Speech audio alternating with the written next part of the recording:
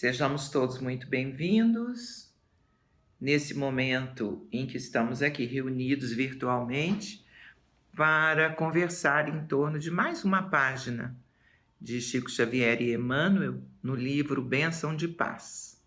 Vamos estudar a lição número 17, que fala do propósito que se tem quando aqui estamos na Terra, que é uma escola das almas, para desenvolver, todo o nosso potencial. Então, diz assim, na primeira carta aos Coríntios, Paulo de Tarso, no capítulo 15, versículo 16. Mas pela graça de Deus sou o que sou.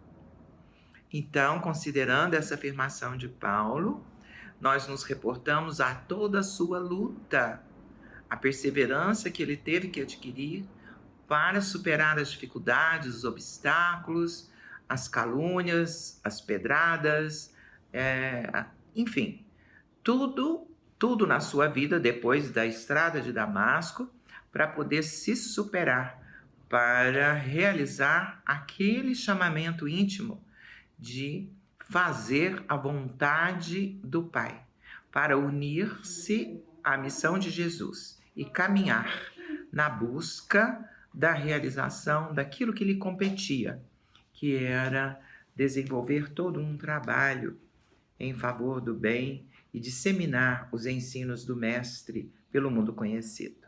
Ele, o apóstolo dos gentios, caminhou a pé, andou de navio, sofreu todas as dificuldades, mas chegou a hora em que ele pôde dizer: já não sou eu mais quem vive, é Cristo que vive em mim.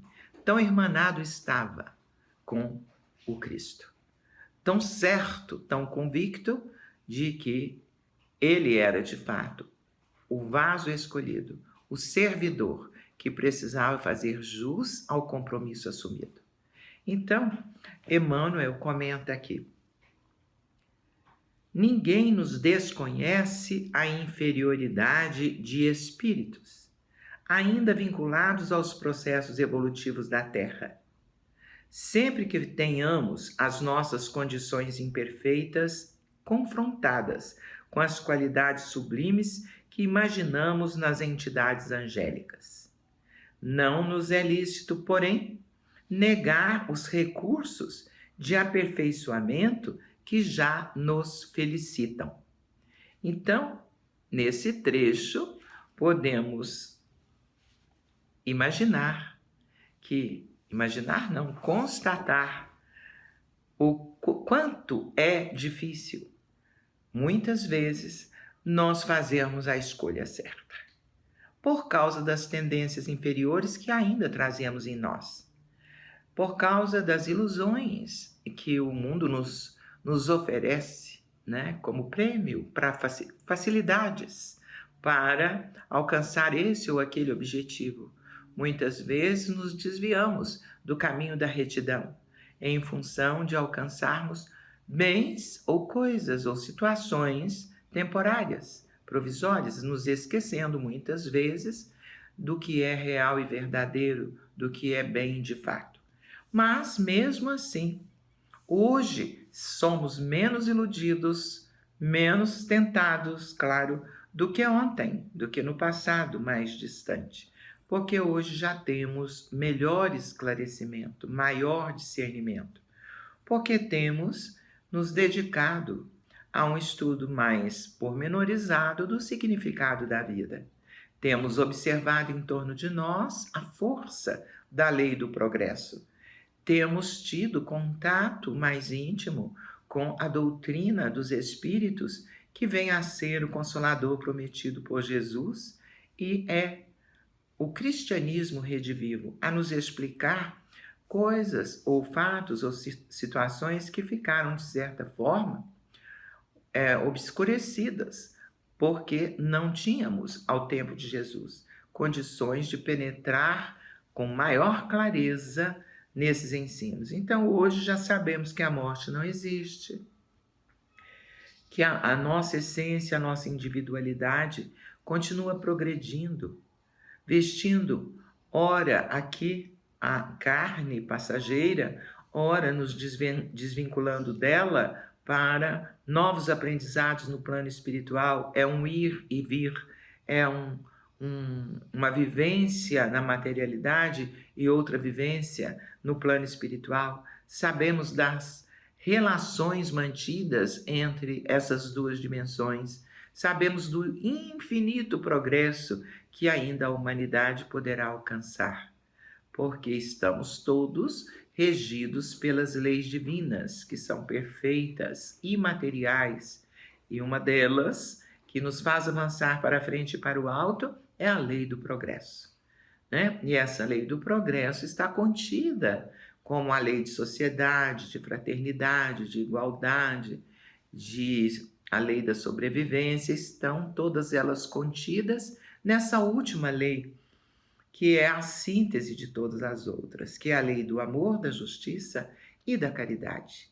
Então, o lema da doutrina dos Espíritos é esse: fora da caridade não há salvação. Quer dizer, não há redenção, não há libertação, não há possibilidade de plenitude, porque nossa origem é divina, nossa natureza é divina. Então, o chamamento essencial para todos nós, seres humanos, é a prática do bem.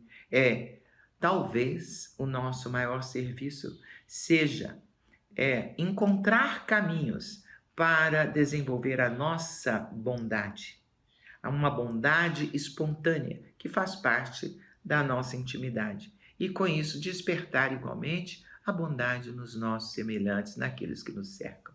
Para que isso? Para que o mundo se transforme, para que nós possamos colaborar com esse tempo de transição e efetivar no coletivo o reino de Deus, que já existe dentro de cada um de nós.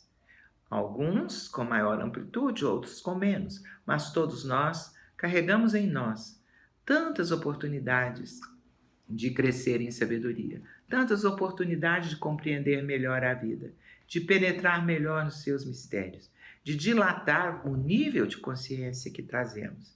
Por isso, Paulo afirma aqui em 1 aos Coríntios que pela graça de Deus sou o que sou, né? Nós já avançamos um tanto, não somos ainda luminosos, não somos ainda perfeitos, não alcançamos o patamar crístico, mas estamos caminhando a passo lento, mas sedimentando cada lição, cada aprendizado, porque temos acolhido as oportunidades tantas que nos chegam, tantas aquelas que se configuram como dolorosas, como aquelas menos dolorosas e mais felizes. Temos sabido ou procurado saber nos comportar diante da vida e das circunstâncias com a devida moderação daquele que busca sabedoria, porque somos cristãos e com a graça de Deus já somos o que somos. Continua ele aqui, que não nos é lícito negar os recursos de aperfeiçoamento que já nos felicitam. Os recursos de aperfeiçoamento no campo íntimo são o privilégio do pensamento raciocinado, do livre-arbítrio, podemos escolher isso ou aquilo, do domínio das nossas emoções, quer dizer, as emoções nossas podem ser trabalhadas, né, no campo da moderação, para que a gente tenha o autocontrole, que a gente seja o protagonista da nossa própria vida. Os nossos pensamentos podem ser eleitos aqueles que possam surtir vibrações de amorosidade, vibrações de compreensão, vibrações de acolhimento. Muitos dos nossos irmãos têm em seu pensamento como que uma usina de mal-estar, porque pensam maledicência, pensam desastres, pensam negatividade e atraem, pela sintonia estabelecida, outras entidades que pensam dessa mesma maneira, criando miasmas deletérios em torno de si mesmo, atingindo a própria saúde no vaso físico. Então, é preciso cultivar bons pensamentos, cultivar bons sentimentos e cultivar a prática do bem, que é o único objetivo da vida. Está lá na questão 860, resposta à questão 860 do Livro dos Espíritos. O único objetivo da vida é a prática do bem. Quando nos tornamos infelizes? Quando nos afastamos da lei divina. Está lá na 614 do Livro dos Espíritos. Então, o bem, que é regra imutável do Criador, não pode ser esquecido por nós. E o bem é toda a lei divina. Toda a lei divina, se entendida e praticada, nos faculta o caminhar sereno, ágil, na estrada do bem. O autoconhecimento. Então, até o nosso instinto é ferramenta para o nosso crescimento. O instinto que não está mais no nível dos animais, mas já trabalhado, já encaminhado para a racionalização. Então, somos incipientes no trato dos conhecimentos superiores, mas já estamos instruídos quanto à necessidade de adquirir esses ensinamentos superiores. Quer dizer, nós ainda não sabemos tudo, mas alguma coisa já sabemos e sabemos da importância de buscar. Então é por isso que nós nos dedicamos a estudar a codificação espírita, né? A estudar, por exemplo, o significado dos milagres, das parábolas, das curas de Jesus, né? Buscar compreender, por exemplo, a obra de André Luiz, que assustou a tantos quando foi publicada, foi considerada como obra de ficção. Hoje, nós já compreendemos a realidade palpável do mundo espiritual. Então, nós temos uma vastidão de realidades ainda não penetradas, mas já compreendemos que, assim como os cientistas, os humanistas, os dedicados à arte e à cultura, a todos os setores dos interesses humanos, lutam e labutam para alcançarem os seus objetivos, nós também, na nossa simplicidade de pessoas anônimas, podemos também olhar para dentro de nós e buscar aquilo que nos compete e fazer o melhor ao nosso alcance. Estamos sendo alertados para a importância de investigar, de perquirir e de fortalecer a nossa fé raciocinada. Acredito porque sei, porque estudei, porque constatei. Então é assim que se firma a fé irredutível, a fé forte, que não cai, que é como uma casa construída sobre alicerces sólidos. Achamo-nos empenhados a débitos enormes, porque temos compromisso com o passado e até nessa vida atual. Muitas vezes transgredimos, muitas vezes deixamos de considerar a lei divina, deixamos de considerar o bem e fugimos da retidão. Nos tornamos muitas vezes corruptos, quando nós abominamos isso nos outros, né? Mas muitas vezes deixamos de ser retos. Então é preciso que a gente se liberte das más inclinações.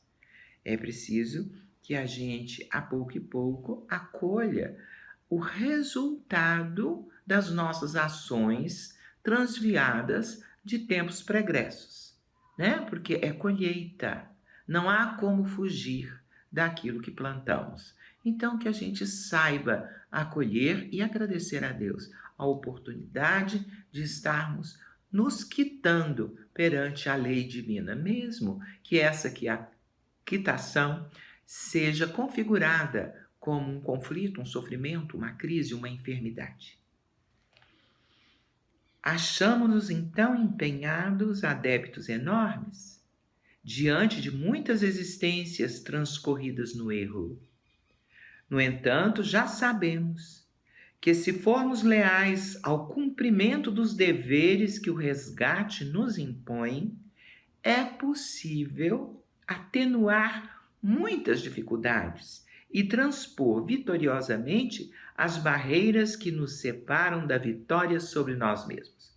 Então, se nessa oportunidade reencarnatória que estamos tendo, nós nos dedicarmos ao aprimoramento íntimo, à prática do bem, muitas das nossas dívidas serão atenuadas.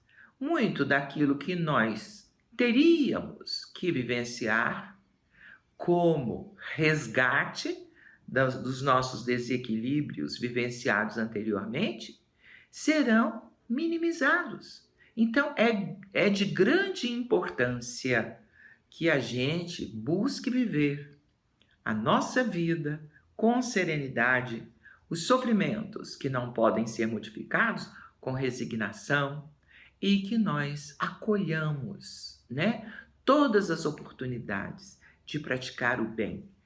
Claro que vai ser benefício para nós mesmos, mas é importante que nós nos amemos e que nós nos poupemos, de sofrimentos muitas vezes desnecessários. Então, que a gente saiba viver pacificamente, mansamente, as oportunidades que tivermos que enfrentar as dificuldades. Experimentamos tentações escabrosas, segundo as falhas que ainda nos marcam a posição. Temos tendências inferiores, inclinações ruins. Mas diz aqui Emmanuel, todavia, não ignoramos que triunfaremos sobre todos os alvitres da sombra, desde que estejamos atentos aos impositivos do serviço e da vigilância. Então, vigiar é acender luz e observar as sombras nossas e as sombras daqueles que nos cercam, e desenvolver e exercitarmos-nos num comportamento coerente com aquilo que acreditamos. Então, a partir daí, nós não vamos mais fazer compromisso com o mal. Por exemplo, se nós somos assaltados, por uma fúria insana, por conta de um desaforo que nos foi dirigido, ou de uma calúnia, criando um mal-estar muito grande, que nós saibamos optar, pensando em um comportamento menos agressivo do que nós teríamos há 10 anos atrás. Que a gente utilize o nosso saber, de forma tal que a gente minimize os efeitos das nossas inclinações que ainda nos marcam. Então, que a gente busque no trato diário o cultivo da humildade, o cultivo da benevolência, da tolerância, da compreensão, da indulgência para com as atitudes alheias e para conosco próprios, compreendendo que estamos em plena luta e que a vida nos exige discernimento e esforço. Percebemos as fragilidades que nos assinalam a existência para o levantamento de construções morais nos domínios da virtude. Entretanto, dispomos dos mais nobres instruções para guiar-nos no caminho da elevação. Então, sabemos que somos frágeis, sabemos que necessitamos e somos carecentes de energias benfazejas do alto. Então, que a gente saiba orar, saiba refletir, que a gente busque se libertar da ignorância, que a gente promova aquele programa de libertação tripla, que é a libertação física, diminuindo os apetites sensuais, os prazeres da carne, por exemplo, o gosto pela vingança, a libertação intelectual, aprimorando o nosso saber, penetrando na realidade que nos cerca e em nós, buscando o sentido da vida, nos perquirindo a respeito de quem somos, de onde viemos, o que é que estamos fazendo aqui, a quem nós devemos prestar contas. Então, pensando nisso e descobrindo, nos autodescobrindo, nos autoconduzindo, nos autoeducando, nos autoconhecendo, vamos desenvolvendo, né? Nessa autoeducação, nesse autoconhecimento, todo esse programa, né? Porque não existe no plano superior, na dimensão espiritual mais elevada, nenhum santo ignorante. Então precisamos sim utilizar as ferramentas do entendimento, pensamento raciocinado, livre-arbítrio, capacidade de estudar, de pesquisar, para compreender melhor a vida. Então assim estaremos fazendo jus a essas oportunidades que temos tido. E a outra terceira libertação é a libertação moral, que está intimamente relacionada com a prática do bem, com o desapego às coisas provisórias.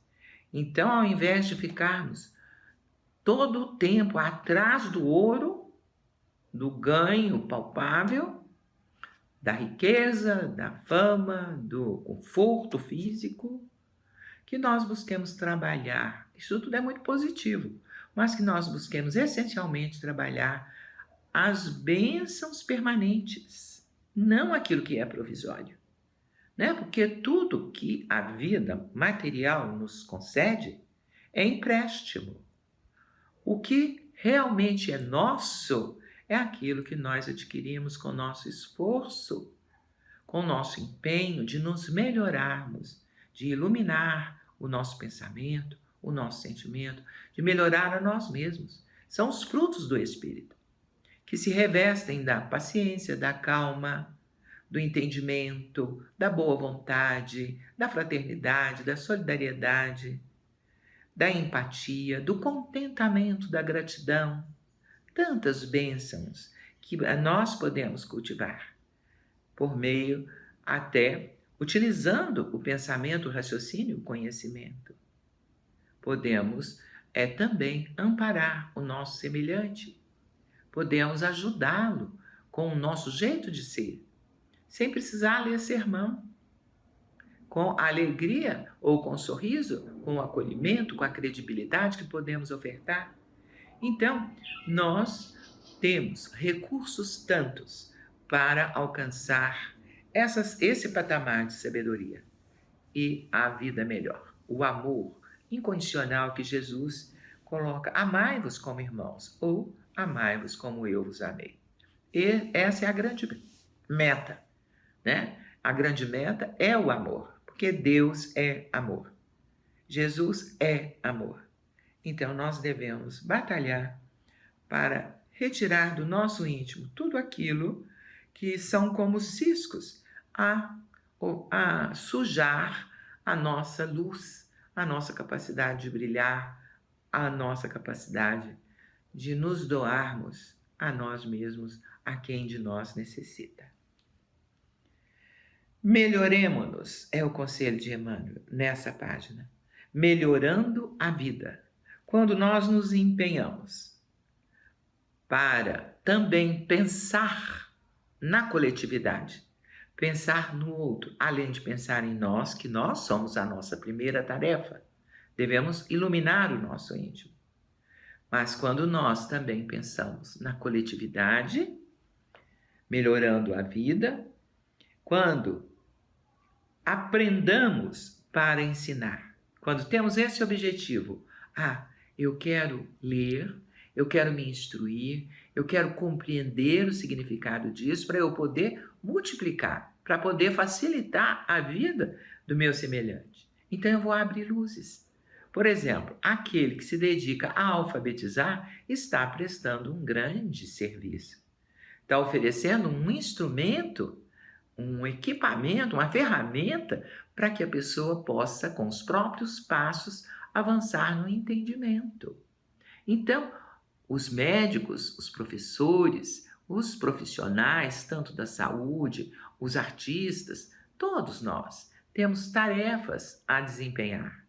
temos aquilo que nos compete realizar. São chamamentos da vida que vão se transformando em aprendizado, né? Em crescimento pessoal, em realizações que farão que o mundo progrida, a humanidade progrida. Aqui é a escola das almas. É aqui que a gente vai caminhando passo a passo para realmente nos transformarmos em seres humanos de verdade. Impossível ocultar as deficiências de que somos ainda portadores, mas é preciso uma atenta observação sobre nós mesmos, porque muitas vezes temos a tendência de camuflar, de achar que somos vítimas, que não temos participação naquelas coisas negativas, né? E que não somos assim culpados da nossa imperfeição, né? E não oferecemos, deixamos de oferecer o esforço necessário para o crescimento. Conquanto isso, podemos parafrasear Paulo de Tarso, asseverando: dentre os espíritos devedores e imperfeitos, reconhecemos estar em meio dos mais necessitados de regeneração e ensinamento. Claro, o nosso patamar evolutivo é ainda muito incipiente, estamos cá embaixo. Precisamos crescer muito ainda e demanda esforço, determinação, decisão e firmeza. Porque aquele que pega no arado e olha para trás indeciso não é digno do reino dos céus. Por isso Jesus censurou os fariseus, dizendo: eles falam, pregam pureza, pregam bondade, mas não fazem. Então, são hipócritas, como sepulcros caiados. Bonitos por fora, mas podres por dentro. Então, que nós nos reconhecemos sim, necessitados e de regeneração e ensinamento, mas reconhecemos que pela graça de Deus já somos o que somos, já saímos da inferioridade tenebrosa, já saímos da ignorância supersticiosa, já saímos do tempo do dogmatismo excessivo e da crença nas magias. Isso já é um grande caminho andado. Podemos verificar que a lei do progresso tem deixado marcas na marcha das civilizações.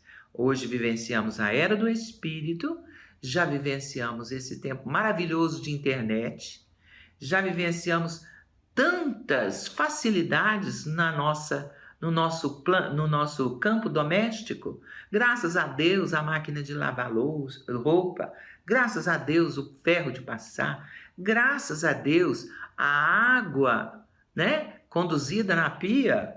Antes a gente buscava lá na fonte ou lá fora, né? Graças a Deus, as instalações sanitárias. Vivemos melhor do que o rei Luís XV lá da França, né? No início da Idade Moderna. Então, meus irmãos, graças a Deus, já somos o que somos, já avançamos no entendimento da vida e por isso somos muito gratos. E gratos também a vocês que participaram dessa reflexão de hoje. Que tenham todos um dia, uma semana, um mês muito feliz. Obrigada a todos.